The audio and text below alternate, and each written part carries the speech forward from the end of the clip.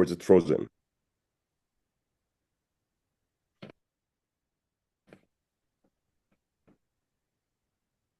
Can you hear me, Vim? Yes, I can hear you. Oh, okay. Good morning, everybody. I'm very happy to have you all here. First, I would like to welcome Professor Wim van Zwam for this webinar. Thank you for your time. As you all know, Professor Wim is the one physician that is mostly responsible and had the greatest impact on the way we are treating stroke patients today. He was the primary investigator of Mr. Clean and Mr. Clean, as well as he has published over 200 articles in peer-reviewed journals or related to stroke treatment. We are very happy to have sole person responsible for a lot of sleepless nights we have. I would also love to welcome Professor Hussam Salah. He is professor of neurology at Cairo University and currently the dean of Cairo University. Well, Hussam, I'd like to welcome Professor Mohammed Amir Turk. He is a professor of neurology at Ain Shams University, and our colleagues, Professor Farouk Hassan, intervention neuroradiologist at Cairo University, and Professor Mustafa Farid, associate professor of intervention neuroradiology at Cairo University. Thank you, Professor Wim, and we can start. Okay, thank you for the invitation. I will share my screen. I hope you can all see my screen now. Yes, thank you for the invitation. It's an Yes, honor we to can see be it. okay. It's an honor to be a part of this great group of interventionists and other interested physicians. And I would like to talk about, of course, what we achieved over the past years, the past 10 years, in fact, with interventional neuroradiology in the ischemic stroke field.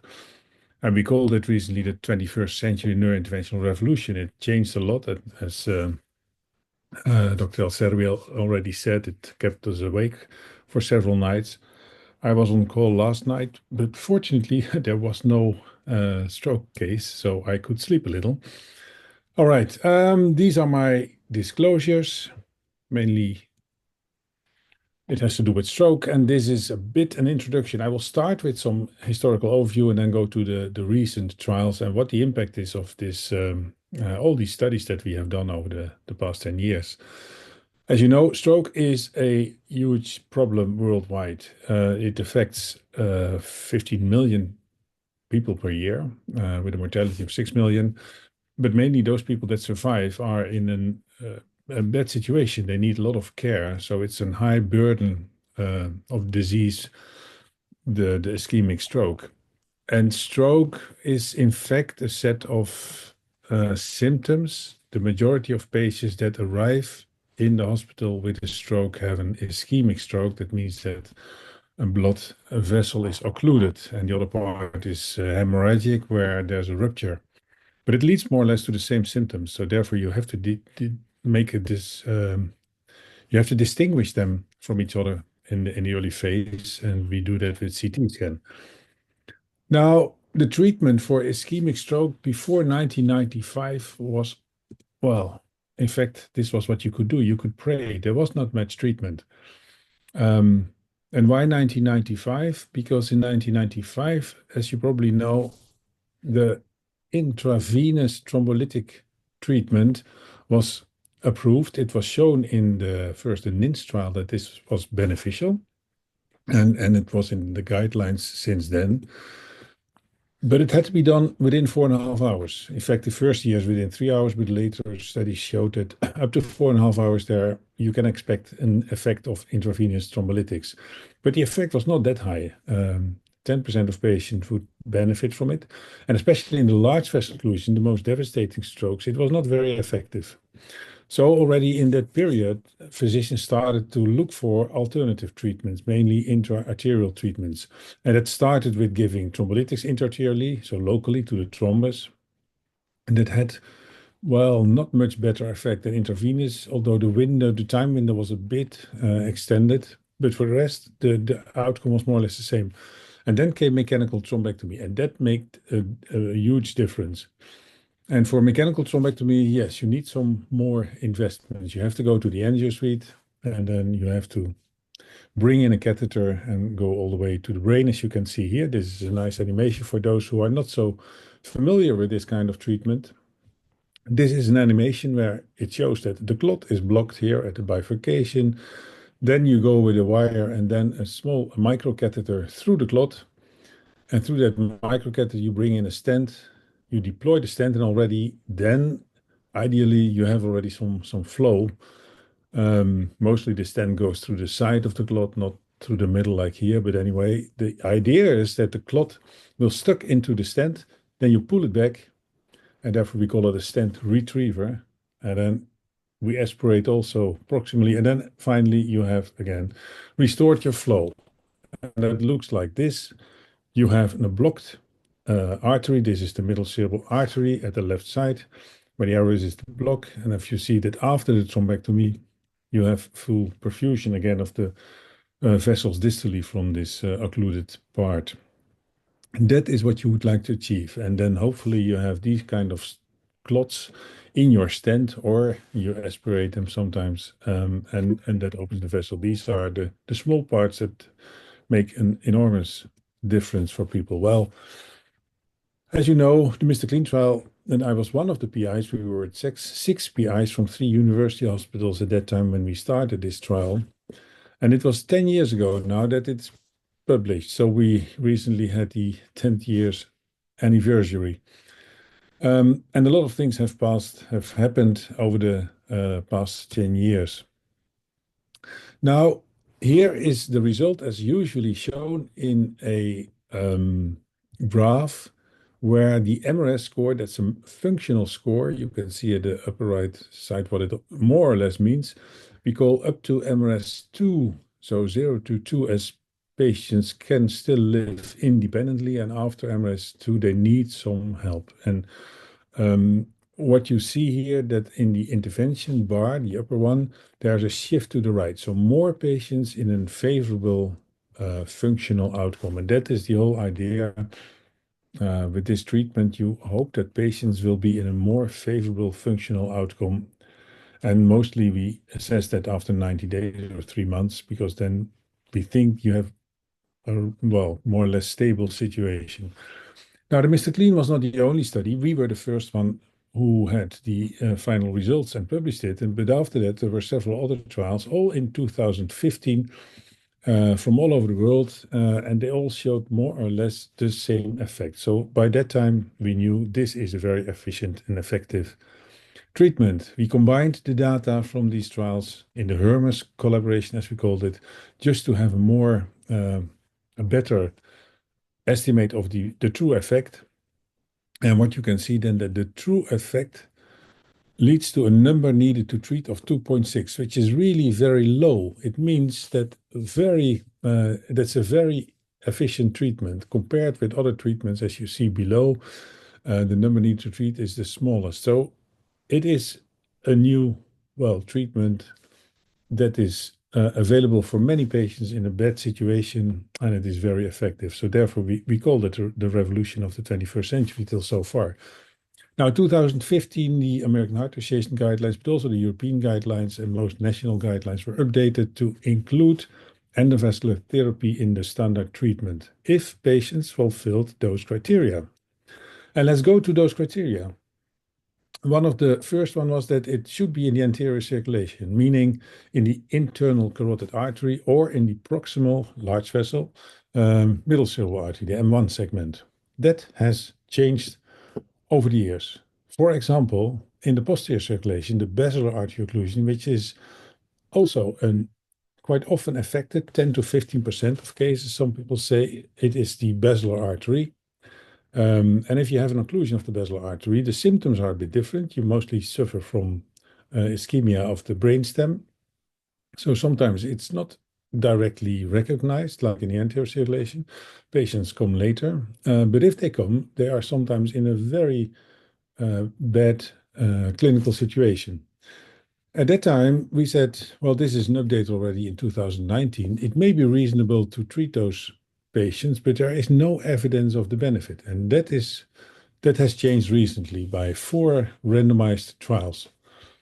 And the first two, I'll go back to this. The first two, the best and the basics, in fact, could not show a significant benefit. There was a trend toward better outcome, but it was not significant as what you hoped. But the other two, the attention and the Baorche, both done in China, they were significantly beneficial for patients treated endovascularly.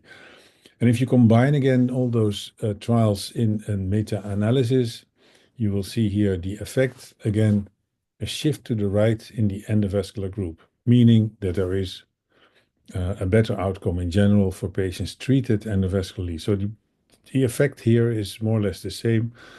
And I think we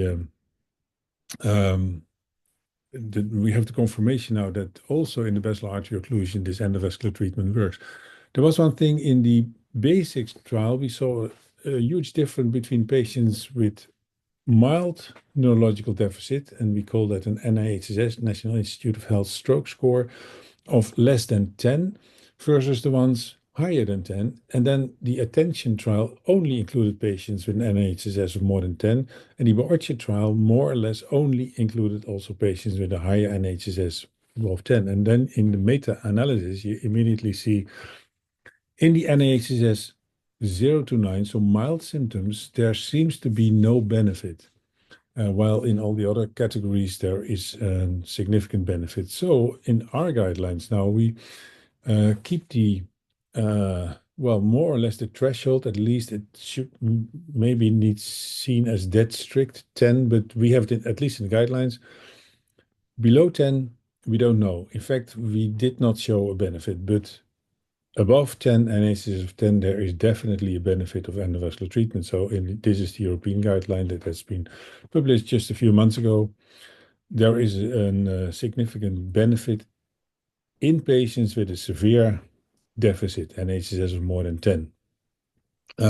We also mentioned that much of the evidence comes from Asian trials, but in fact, we saw the same effect in the basics, which was a European and Brazilian, some centers from Brazil participated. So we saw it also in other populations. Another thing that we saw in the basal artery occlusion is we looked at differences between aspiration. This is, by the way, the Dutch word, aspiratie, aspiration versus the stent retriever technique. And I'll go to this aspiration. This is how it looks like. You have a large bore catheter, you go to the clot, and then you aspirate either with a pump or with a syringe the clot out. And you can combine that with a stent retriever. Then you have the whole setup with a stent retriever, distal aspiration, and the balloon guide. It's also called the BED-S technique. This is maybe the most efficient technique, but it's also the most expensive. But at least we knew that aspiration only is the most cost effective, at least the least costly technique. So we looked at all the studies that looked in basilar artery occlusions, how stent retriever thrombectomy and aspiration thrombectomy performed. And what you see here is that in this category, basilar artery occlusion, there was a significant benefit of trying direct aspiration first. So only for the basilar artery occlusion in the guidelines, the European guidelines, we suggest direct aspiration as a first-line strategy. And we don't do that in the others, in the anterior circulation, because we don't have this evidence. So here it was striking. We have seen it in our practice as well. Another category of vessels that were not included in the guidelines from 2015 was the more distal occlusions, so the medium vessel occlusions, not the real small vessels, but the M2s to M3s more or less, or also maybe A2 and P2, so anterior cerebral artery and posterior cerebral artery. Those were not included in those trials, so there was no evidence. We did not have information. There were later many trials that, mainly industry-driven trials that used new devices specially designed for those more distal vessels. Here you see many of them, the Catchview Mini, the smaller aspiration catheters.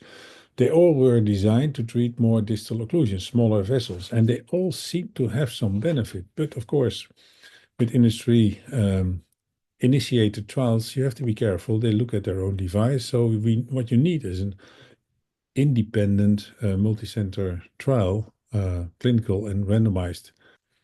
And that was also the advice by this group that looked at all the evidence that was available at that time. They said we need a randomized clinical trial. And there were many people who followed this advice. So here are several trials that have been started, and the first three have recently been finished. And I'll show the results of those three trials now. They were all presented at the International Stroke Conference this year in Los Angeles, and two of them were published as well. The first one, the distal, was the trial in which we participated. So we enrolled patients in this European trial as well. Published in February alongside the presentation at the International Stroke Conference. And what did we see? There was no effect. Here you see no right shift for the endovascular group. In fact, it was completely neutral, as you can see below. Then we had the ESCAPE MEVO. This was a study initiated in Canada. And this was a Medtronic-sponsored trial where they had to use the Solitaire as a first attempt, but they could use other devices after this first attempt. Also presented at ISC and also published in the same issue of the New England. And what did we see here? Again, no benefit of the endovascular treatment. This was disappointing. There was, in fact, well, we could not show a benefit. And we hoped, of course, that we had an extra tool for those more distal occlusions as well. Then the last one that is not yet published, but it was presented at the same conference. And here it's even more striking. You see a significant difference, but to the wrong side. The best medical treatment group did better than the endovascular mechanical thrombectomy group. So here there seems even a harm, or at least the best medical treatment came out better than the endovascular group. So in fact, what we have seen with those three trials is that what we have all had in the past years for anterior circulation large vessels, for the basilar artery occlusion, does not count for those median vessel occlusions. In fact, we should say don't do it. It's not yet in the guidelines, but that should be in the guidelines. But probably there are some subgroups, although difficult to find in the current trials, that will benefit. But I know that many people are already thinking about new trials with more selected patient groups and maybe with even newer techniques, well, compared to the techniques used in the current trials. We have to see. At the moment, I don't think that with current techniques and with current selection, we didn't see a benefit in those distal occlusions. One of the new techniques also written, this one by Marios Psychogios, the PI of the distal trial. He said, well, for these distal occlusions, you need maybe even more refined techniques with two distal aspiration catheters, a big one and a smaller one that goes near to the clot. We don't know. This technique was used in the distal trial by some of the physicians, but we could not see that this really improved the outcome. Another thing that we looked at was the treatment beyond 6 hours, because all those early trials, 2015 trials, included patients up to 6 hours. There were a few trials that had patients enrolled later than 6 hours, but those patients were very, very few. So the guidelines state that well, we have the evidence now for up to 6 hours, and that changed again. This was, by the way, the rationale. What you can see here at the y-axis, that is the treatment benefit. The treatment benefit is highest in the early hours, and it disappears more or less after 6 hours. So that's good rationale that you have these guidelines only about the first 6 hours. Now, in 2018, two studies appeared that selected patients based on advanced imaging for the late window, and both showed a significant benefit. Even the benefit is even stronger than in the initial trials, but they were very selective. And here you see the inclusion criteria of those trials. In diffuse 3, they could use MRI or CT. In Dawn, it was, I thought, only CT, and in Dawn, they looked at what they call imaging clinical mismatch. So you had a severe deficit, more than 10, but relatively small core. And those patients, if you select those patients, there is definitely a benefit, but you needed CT perfusion. And we initiated in the same time, a bit later, the Mr. Clean Late trial. We thought maybe we can treat more patients, but more importantly, maybe we can treat or we can select patients without using this advanced imaging. And we only looked at the collaterals on CTA. CTA you have to do anyway because you want to see where occlusion is to select patients for endovascular treatment. And if you then look in the late window at collaterals, you might find that group of patients that will benefit from the treatment. And we included patients with at least a few collaterals in the affected area. That was published in 2023, so 2 years ago, and we saw a significant benefit again. So this was a positive trial. If you select patients only on collaterals on your CTA, you can treat those patients in the late window. That made it for many centers much easier to include patients. It was, less complex to do, goes faster, and you don't need to do CT perfusion, or at least you don't need to analyze the CT perfusion to select your patients. That wasn't a benefit, and that's what we do in our clinic now. I will show you later how our workflow is for patients with a stroke. A similar thing, by the way, happened with intravenous thrombolysis. You may be aware that the original guidelines were, as I showed, IV thrombolytics should be given within 4.5 hours after symptom onset. But what about after 4.5 hours? Well, you saw the same, more or less, as in the endovascular treatment. There were two trials, the Wake Up and the Extend. The Wake Up using their own FLAIR DWI mismatch algorithm for MRI, but Extend used just the CT perfusion criteria, more or less as shown in the endovascular treatment trials as well. If you select those patients, there is a significant benefit. And the guidelines were updated after that this is the European Stroke Organization guidelines again. So after 4.5 hours, and here they state up to 9 hours of mid-time of sleep.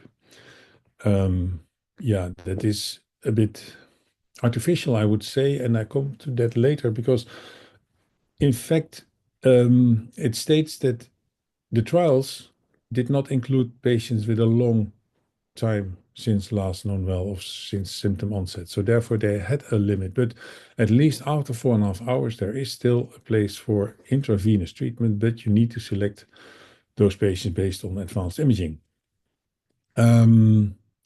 And the criteria, well, I won't go over that. It's more or less the same as in endovascular treatment. You need to have a small core and relative large penumbra, the area at risk, but not yet fully ischemic. So that is in all those guidelines more or less the same. Now, another question that came up, if we have patients with a large vascular occlusion that are eligible for endovascular treatment, should you still give IV treatment before endovascular treatment? It may be beneficial to, well, maybe already dissolve some clots or make it easier to do endovascular treatment, but you also increase the risks of bleeding, especially if you go after that with your endovascular tools. So that was a serious question. Should you still do it before endovascular treatment? And 6 trials at the same time had the same idea. Let's have a look at patients who arrive in your center and are eligible for both. So within 4.5 hours, eligible for intravenous treatment, but also for endovascular treatment. And now we randomize them between giving intravenous treatment or not. Those trials were also pooled. So the individual patient data were pooled because most of those trials, in fact, all those trials could not show a real benefit. And the Mr. Clean No IV for example, wanted to show a non-inferiority of leaving IV treatment out, meaning if you leave it out, we should show that it is non-inferior and then you can leave IV out. But we couldn't. The problem was that with all those trials, we could not establish non-inferiority, which means that there's still a possible positive effect of IV treatment. So all the guidelines still kept their IV treatment also before endovascular treatment in their recommendations. That has not changed. But all those trials included patients within 4.5 hours, eligible for both. Now, with the current trials for late window IV treatment, does this still account for late window IV treatment as well? We see many patients that arrive after the 4.5 hours, and now we select them for IV treatment. But if they go for endovascular treatment, what should we do then? The European Stroke Organization guidelines did not come to any conclusion. You have to, well, select or decide for yourself whether you give those patients intravenous treatment before you go on for endovascular treatment. So after 4.5 hours. But now with this recent publication, we have a little bit more insight. There is a time effect of giving IV treatment before endovascular treatment. And IV treatment before endovascular treatment up to, well, 2.5 hours, it is significantly beneficial. Then there is a period, well, a gray area, I would say. But after, well, here, this 4.5 hours, the chance that you do harm is higher than that you have a benefit. And if we still use this non-inferiority paradigm, then in fact you can say beyond 4 hours, depending a bit on the criteria that you use, but beyond 4.5 hours, we can definitely say skipping IV treatment, so leaving it out, is non-inferior. You can just as well leave IVT out if a patient goes for endovascular treatment. So up to 4.5 hours, we still give IV treatment even if patient goes for endovascular treatment, but after 4.5 hours, we don't do that anymore. And this is the workflow in our hospital now. It is in Dutch, but it's not so difficult to understand.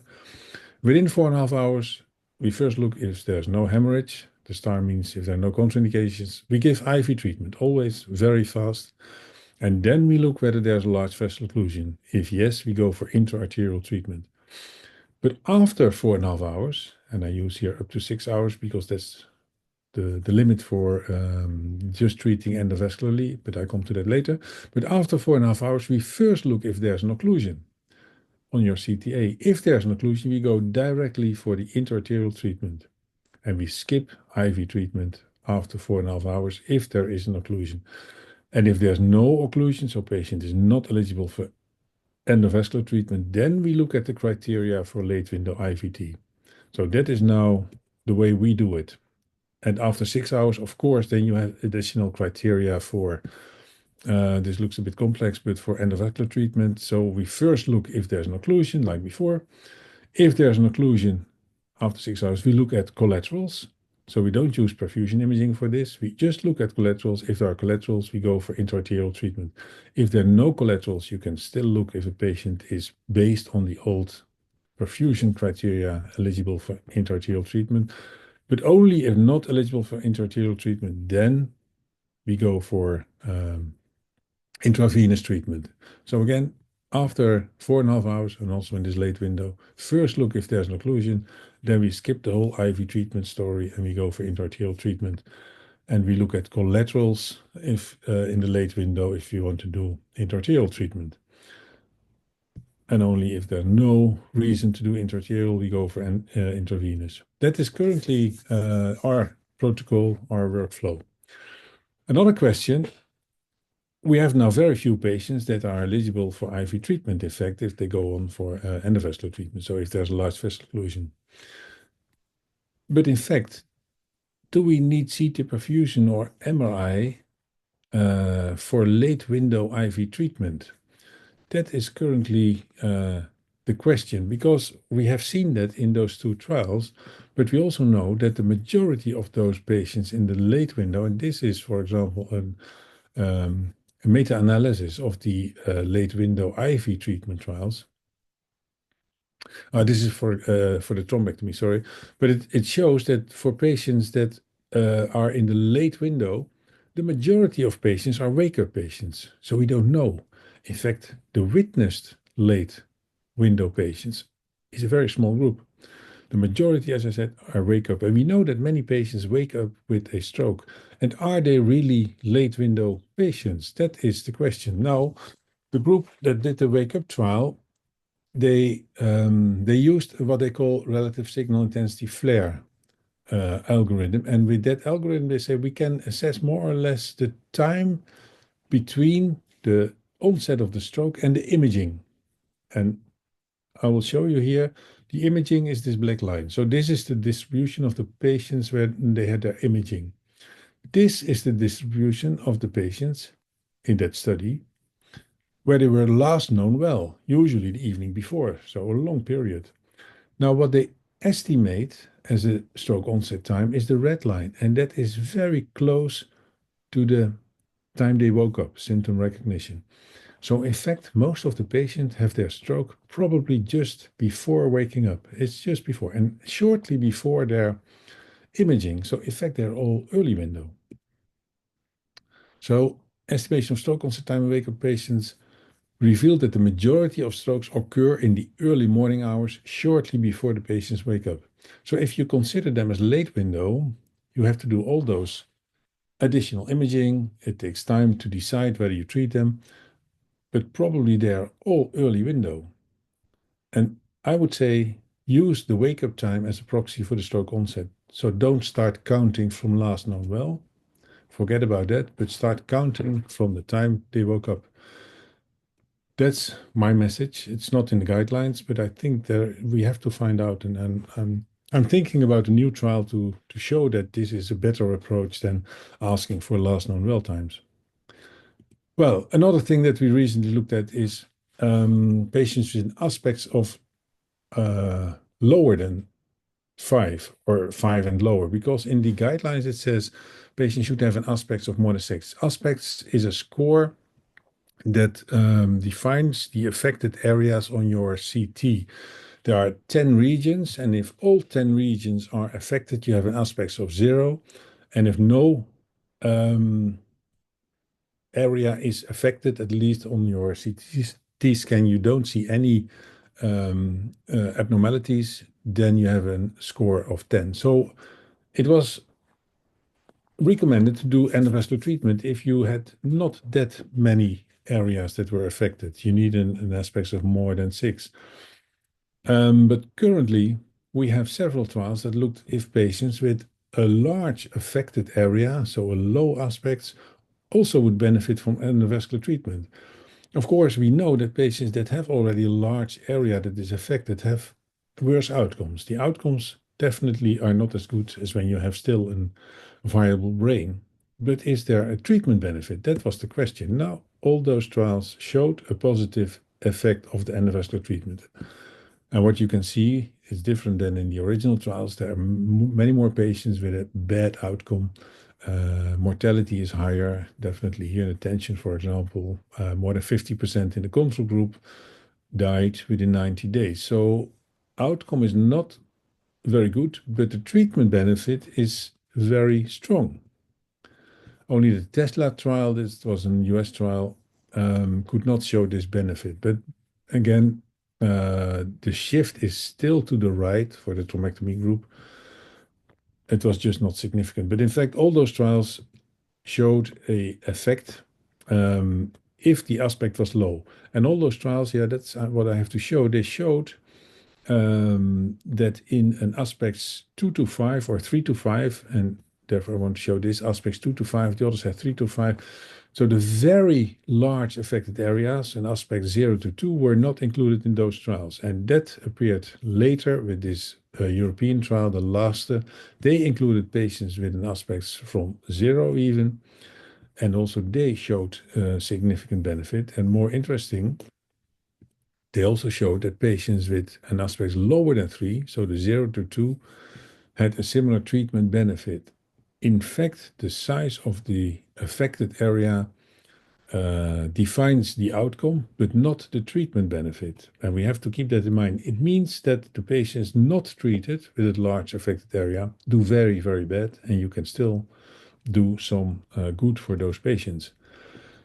Well, if we summarize this, what we have seen since we published the Mr. Clean trial, first, it is one of the most effective treatments of the last decades. First for a selected group, but later we expanded the indication for basilar artery occlusions as well, at least when there's a severe deficit. We expanded it beyond the 6-hour time window. We can treat more and more patients, even with simple selection criteria. Also with large strokes, we know those patients do not so good, but they still benefit from the treatment. There's only some doubt whether patients with more distal occlusions should be treated. We have the tools. Technically, it's possible, but the benefit in those trials, was not visible. So probably we should either be more selective, need better tools, or maybe should treat them completely different. And then my own idea about what I said, skipping IV treatment. Well, before 4.5 hours, patients that will undergo endovascular treatment, we still give IV treatment, but beyond 4.5 hours, where you need this additional imaging for IV treatment following the guidelines, I think you can just skip it. Don't want to lose time with this additional imaging or the evaluation of additional imaging to see if you can give IV treatment. If a patient can go for endovascular treatment, I would go straight to the angio suite. And last thing, forget about last known well, start the clock from waking up. I think that is the most important message from this, these studies that I've shown, and I hope we can show in the future that we do better for those patients if we treat them well. It's still 20% of patients, more or less, arrive after waking up with a stroke. I think this is my message at the moment, and I'm happy to answer any questions if they are there. I will stop sharing my screen, I think, and then people can ask questions. Thank you for your nice presentation. So I think it was very informative. We had an overview of all studies or all hot topics in the era of mechanical thrombectomy and stroke management in the last decade. So waiting for questions. I have first question. Do you think that we still have a role for a perfusion study, either CT or MR perfusion, either in the first 6 hours or even after 6 hours? You showed us the results of Mr. Cleanlate and how we can depend on the collaterals, just collaterals without perfusion study to decide which patient can benefit from mechanical thrombectomy. Yeah, that's right. I think collaterals, but together with just your baseline non-contrast CT. If you have what we call a black brain, a completely ischemic hemisphere, then usually you don't see any collaterals, and then we would not treat those patients. So if you look at our protocol now, we just look at collaterals. If there are any collaterals, we go for endovascular treatment in the late window. So that means you hardly need any perfusion or diffusion imaging on MR. And I have a presentation that I call from patient selection to occlusion detection, because what we have seen now in our practice, and I heard it from many colleagues, the perfusion maps help you find the occlusion. It helps you tremendously, especially if you look at M2 occlusions and more distal occlusions. Now, with the recent trials, I don't know if you have to look for those distal occlusions still. We still do, but you don't see them immediately on your CTA. You look at your perfusion maps, and then you know where to find the occlusion. That helps enormously. So we have still CT perfusion in our protocol, but we don't select patients on CT perfusion for endovascular treatment, not in the early, not in the late window. For IV treatment, as shown in the protocol, after 4.5 hours, yeah, you still should do CT perfusion, and we do it. So patients without a large vessel occlusion, But as I said, if it is a patient who woke up nowadays and who arrives early in the hospital after waking up, I would just continue with IV treatment. So yes, the place for this advanced imaging is smaller and smaller. Okay. And for the CT angiogram, you're depending on for the late window, you're doing multiphasic CT angiogram or single phase? Well, we do single phase. We are doing a trial. We look in our hospital now to the difference between selection on single phase and multi-phase. And in fact, we do multi-phase CTA. We get that out of the perfusion imaging because we do a CT perfusion anyway. And in fact, CT perfusion is a multi-phase CTA. Yeah. And with the current software, we can make a regular CTA out of perfusion CT. But if you are used to do multi-phase CTA, I know many physicians recommend to do that because you have better insight in the collaterals. There's one caveat. In the late phase, it's very difficult to distinguish good collaterals, so arterial collaterals, from venous filling. So therefore, we recommend to look at the early phases for collateral assessment. Okay. So any other questions from the panelists? Dr. Sam, Professor Dr. Mustafa? Zoan, I would like to ask you one question about that studies about the aspects less than 5. Did you get a breakdown from the scores from 2 to 5 and see which of the aspects had the highest benefit in intervention as regards, because an aspect 2 is, I think, is very far. Most areas would be affected. So Yeah. would you give some insights about that? Well, I showed you this last study. It's called the LASTE. And there they included patients with an aspect 0 to 2 even, and nearly 50% of the patients included were with an aspect 0 to 2, and there was still a benefit. The other trials had mainly patients with an aspect 4 and 5. So yes, the lower aspects, the larger infarcted areas, were less present in those studies. I don't have what you call a breakpoint or a threshold where you see a difference in treatment benefit. But in general, I think that, and that's what many colleagues also mentioned, aspects just means the area is affected, but the severity of how it is affected is not in the aspect score. Meaning that when you have a real dark brain or an area that is already dark, mainly means this is ischemic. Well, when you have very subtle changes in that area, you still take 1 point off for your aspects, but the tissue is probably still viable. There are new tools now to look at the severity of the affected area, for example, the net water uptake. So if we have a net water uptake, which means there's edema, when it is more severe, then you have more chance that there is no benefit in this tissue. In general, I would like to say that aspects just means that the area is affected, but not yet completely ischemic. Therefore, aspect itself, and that is shown in those trials, is not a good selection criteria for endovascular treatment anymore. Maybe the difference between deeper dark affected area and less dark affected area, which you can give a figure with the net water uptake, is a better tool. Is that a bit clear? So Yes, that's clear. I'd like to ask you something else about your practice. You know that there's an advent of TNK instead of TPA. Did you use it, and what do you think, how it's going on with thrombectomy post TNK and post TPA? There's difference with your technicalities using TNK than TPA? Yeah, no, interesting.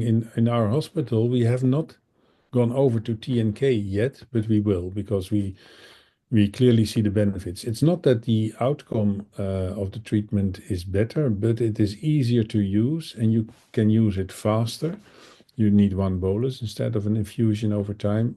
So it works faster and therefore it's easy to use and you can treat more patients. So we will go over to that.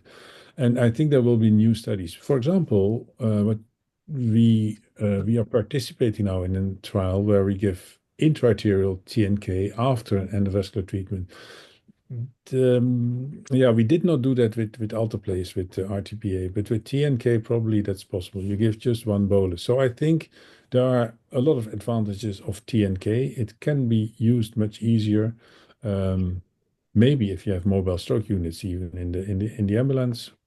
But anyway, I think there's a benefit of giving TNK. If it will change what I showed, the time effect of giving intravenous thrombolytics. I showed you that if you give intravenous thrombolytics before endovascular treatment, there is a time effect. And after 4.5 hours, it has not much benefit if you go for endovascular treatment. But maybe TNK will have a longer time that it is still effective. We'll have to see. Okay, thank you. So there are some questions from the audience regarding your approach in managing posterior circulation stroke. Your decision making, I mean, when you decide that it's better to go for thrombectomy and when you see that it will not be useful. Yeah, what we do nowadays is if the patient really has severe deficit, an HSS of more than 10, or even if it's 8 or 9, but you have to have a severe deficit. We go directly for endovascular treatment. But now patients that come in with a posterior or basilar artery occlusion but have mild deficits, so an HSS of 2 or 3, we wait. We put a patient in the hospital under very close surveillance, so they are very well looked at. And if they deteriorate, we will still treat them endovascularly. But we have seen several patients now that completely recovered without doing anything. So, yeah, the treatment benefit in those mild symptom basilar artery occlusions is, well, not present, not seen in the trial. So we don't treat them if the NACS is low. That's one thing, but we monitor them closely, and if they deteriorate, we will still treat them. That's the way we do it now. And that's for basilar artery occlusions. I know for the posterior cerebral arteries, there's still some doubt. We had the topmost trial that showed in the posterior cerebral artery, if there's an isolated occlusion of one of the posterior cerebral arteries, there's probably a benefit. In the distal trials, they were included, but there were so few that we couldn't do an analysis on those few patients. So for that, we don't know. But in my hospital, if there's a P1 occlusion, we still treat that patient. Okay. Vim, So I have two questions for you, Vim.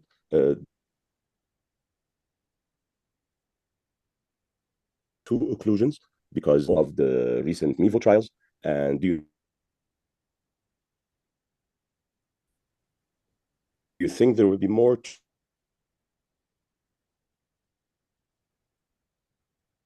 trials to just distinguish two, which is the point,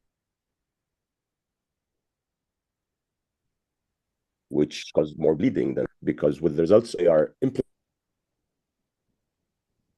that we should not be treating M benefit in treating them. I don't know for you. For me, the connection was a bit hampering. I think you asked for those MIVO trials. Okay, now it's better. Now it's better, I think. Yes, I'm asking about the MIVO trial and the results with the M2 occlusions. Oh, yeah. And do you think that there will be a distinction between the proximal M2s and the distal M2s very soon, because we are all treating M2s and we see benefit when there is a proximal M2 occlusion? I mean, we receive a patient with an inferior division occlusion proximally, this patient will probably stay aphasic for his life. And you see a lot of them improve when you do the treatment. Yeah, I fully agree with you. In fact, in the distal trial, and I think also in the discount, those proximal M2s were even excluded from the trial. And in distal, they had some selection. It should be a non-dominant M2 branch, so the smaller M2 branch and the bigger M2 branch, they thought, well, they will be treated anyway. And I think that that is correct. We treat, if it is a big M2 branch, we will treat it anyway. Proximal M2s, so at the bifurcation, we will treat them. They were not enrolled in those studies. It's more the distal M2 branches and even M3 branches. Those were in the trials, and there was no benefit. That's true that there were more hemorrhages in those distal occlusions. You pull on the vessels, you pull on the perforators. You have more curves, so a higher risk of perforation. Yeah, so there are more risks, while the benefit, because it's a smaller affected area, is smaller, and therefore the balance, well, is not in favor now of endovascular treatment for those more distal ones. But what you said, proximal occlusions, we will still treat them, and especially, well, even more distal ones. If you have a left-sided, more distal one with full aphasia, we will treat those patients. We know that, yeah, you take the risk, but being fully aphasic for the rest of your life is, I think, worse than well, let's say, take the risk of a complication. And of course, in trials, you just look at figures. You don't look at whether a patient is aphasic or whether a piano player loses the sensitivity in his hand. That is, of course, more important. So you have to take these things into consideration if you decide to treat a patient or not. Would So it we be have would it be fair to say that when we say that there's an increased risk of hemorrhage and more distal, it does not mean that they are symptomatic hemorrhages, all of them. A lot No, of that them is are. true. That is true. But also we have seen that the percentage of symptomatic hemorrhages is somewhat higher in the more distal occlusions. Regarding the low aspects, the large core, would it be fair to say if you get a low aspects in the first 6 hours, go immediately for treatment, and more than 6 hours you further investigate? Would it be fair to put it That sounds fair. In the later window, you will see that aspects also is this way, different. in your opinion? It's darker over time, and that is what I meant with aspects. Aspect 6 is not always the same. You have aspect 6 where you have very subtle, mild changes in your CT, and you have an aspect 6 where those areas are completely black, for example. And then you know in that area there's nothing to gain. So yes, there are differences in the early window and the late window. In the early window, you mostly see very subtle changes, but still they count for your aspect score. And I would not count on that. I would treat them straight away. I think that in the future we will take more other factors into account. For example, nowadays we look a lot at brain frailty. So atrophia, other well, changes in the brain that show that the brain is more frail, mainly in older patients. And we know that patients with these changes in their brain have less treatment benefit. Well, that's studies that are ongoing. So maybe we should look more at other factors to select our patients, but just aspects is not a good tool to select patients. And I show that because in the early guidelines, aspects was a clear indication. It should be more than 6. And we left that now completely. We look at other factors. we have also another question regarding if we have a large vessel occlusion with low NIH stroke scale, how do you approach your decision? Yeah, that's also a good question because we don't know. We are quite liberal in treating patients, especially if they call the ambulance. Mostly that is because there is some more severe deficit. And then when they enter the hospital, the NHS has gone to 3 or 2 even sometimes. As I said, even in our Mr. Clean trial, we were very liberal. We could treat patients with an NHS of more than 2. But now we look more at when it is very low NHSS, it should be a significant deficit like aphasia or a real, as I said, a piano player that cannot use his hand is more severe. than an old patient walking with a rollator and cannot use the hand anymore. So we look more at these things for the low aspects. Also, for low aspects, we will have trials, the endo low, and then there's another one. The most. The most, yeah, the French trial. Yeah, so they look at those low aspects, but that is again on figures. So you will see an outcome, but I think we should take into consideration the patient, the functionality of the patient. If we have a patient that is in a nursing home and now has an aspects of 3, I would not treat at that moment. And it's always in our hospital a discussion between neurologist and us, the interventionalist. Okay. Also, we have a question about the tandem lesion. Technically, what you prefer to do, put a stent in the acute stage, or do angioplasty and then wait and see? You start first by stent, or you start first by opening distally and then you go down for the stent? Yeah, another good question because I did not address that topic. Tandem lesions, it's in some populations up to 20%. We used to treat those patients. Usually in my hospital, and that's the way I learned it, you try to open the intracranial occlusion first because that is the most time-dependent occlusion. That is, well, every second counts. For the carotid lesion, the time is the seconds do not count that much. I mean, and usually it's a chronic lesion already. So first open that what needs to be treated fast, and that's the intracranial occlusion. Then on the way back, you can have a look at the carotid, take your time to make a decision how to treat it. That's the way we do it. So try to pass it.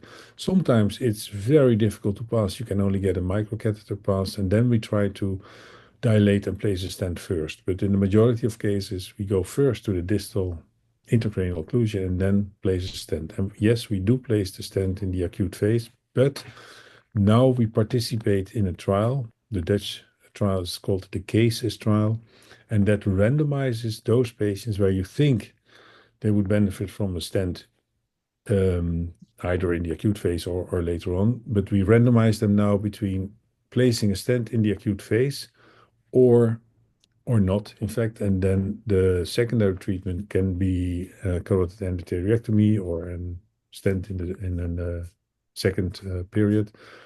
But what we see that many of those patients in the control arm now are not treated at all.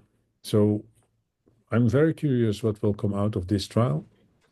And there are more trials. The Titan group is still doing a trial, and there's the Easy Talk, I think, in Canada that addresses the same question. Should you place a stent in the acute phase, yes or no? And whether you do that before or after intracranial thrombectomy, as I said, in my opinion, we should open the vessel in the brain first, but that's the second question. But whether we should treat with a stent in the acute phase is now under investigation by several trials. And does it affect your decision in putting stent and giving your regimen of antiplatelet, whether the patient already received the thrombolytic therapy or he was already on anticoagulants? Does it affect your decision in putting stent or giving antiplatelets? No, in fact, not.